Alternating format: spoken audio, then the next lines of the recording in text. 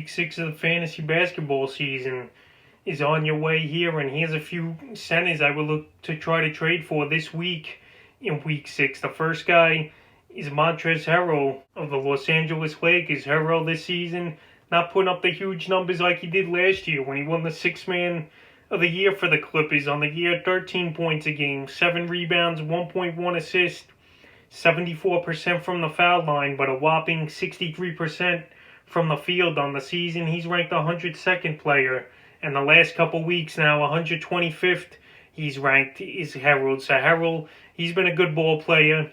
He's playing well for this Laker team, and he's still playing anywhere from 26 to 30 minutes a game. He's going to get his opportunities, and there's going to be nights where Anthony Davis, he's not going to play, and then this could be this week with the Lakers playing tonight here and then tomorrow night at Detroit. But Harrell, I think you could get him on a sneaky buy low type of deal because his numbers are down a little, like I said, from last season, where last year he averaged 18 a game. This year he's only 13. His rebounds are the same, and right now his field goal percentage and free throws actually up from last season, but the scoring's a little down. So Montrezl Harrell, I think you could get him, and you don't got to give up much to get him in a one-for-one deal or as a guy as an add-on in a deal. But he's a guy I would try to have on my roster because there's going to be nights where he's going to get 20, 25 points with 7 or 8 rebounds, and that's pretty good with a high field goal percentage. So Harrell, I think he's a player you could buy this week low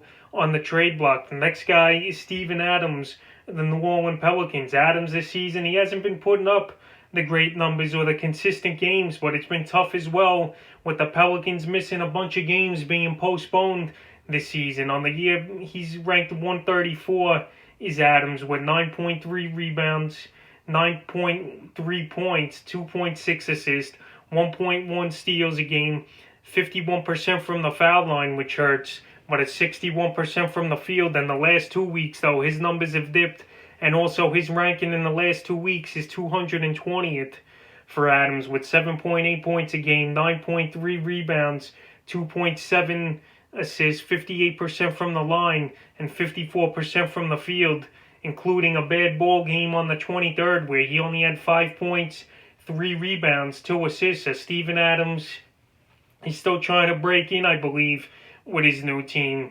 And obviously, Stan Van Gundy, I've been saying this, he's not really a player's coach, and his offenses and stuff, they're in slow motion for the most part. And guys, their numbers have gone down here for this Pelican team this season. Besides Zion Williamson, really, everyone else, they've gone down just a bit here, except maybe Brandon Ingram. But besides those 2 top guys, Adams, J.J. Redick, Lonzo Ball, Eric Bledsoe, their numbers have gone way down.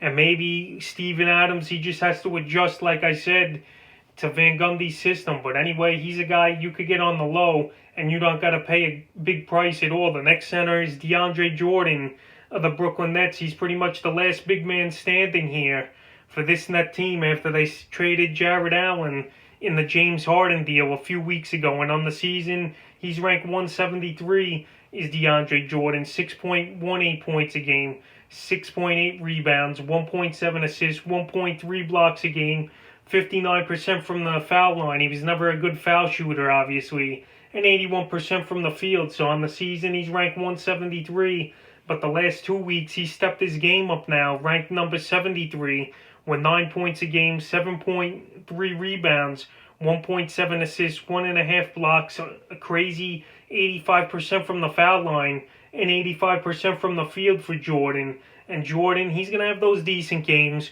where he's going to get about 10 points, 5 or 6 rebounds with a block or 2, and a good field goal percentage.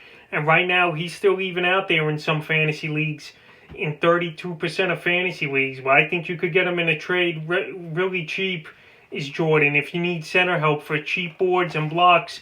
And he's a player that I think is going to play a lot of minutes for this net team. They don't really have a backup big, so he'll play anywhere from 25 to 30 minutes is DeAndre Jordan. And I know the Nets, they've had trade talks with the Cavs for either Kevin Love or JaVale McGee, but right now nothing's going on that front. So DeAndre Jordan, he's a player you should get because he's getting the opportunities in Brooklyn, and he's helping in a lot of categories at the center position.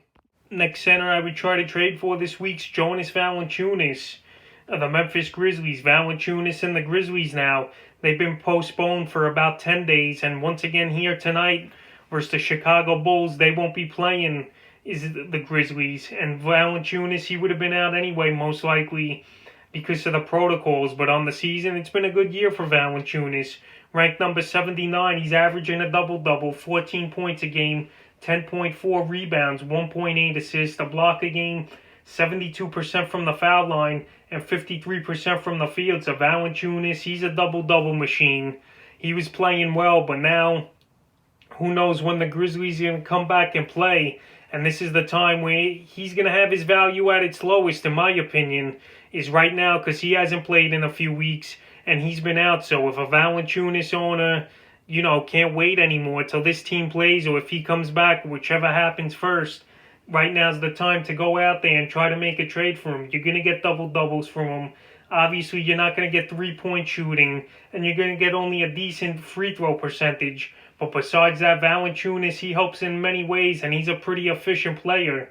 So I would try to get him out there this week where his value's a little lower at the center position.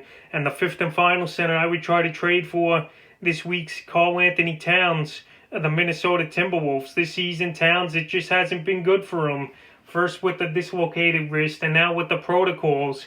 And he's been out for a while, as Towns. I don't think he's played since January 13th. So Towns, you know what you're going to get from him. He was the top 5 pick in most fantasy drafts, and on the year, 22 points a game, 12.5 rebounds, 4.3 assists, a whopping 2.8 blocks a game, 1.5 threes a game, 96% from the line, and 46% from the field. So Towns, he was putting up top 10 numbers before he went down on the protocol list, and the broken wrist that he had as well early in the season. But now, the only good thing with this, he could heal up, and he hasn't played now in 10 days, his Towns. So right now, if he could come back in a game or two here for this Minnesota team, this is the time to get him while his value is also at the lowest. Because I know in a few of my leagues, some owners, they're trying to trade Towns, but they still want the premium for him. And that's the type of move I won't make. If I could get him for a little cheap of a deal, that's the move you go make. So go out there and get Karl-Anthony Towns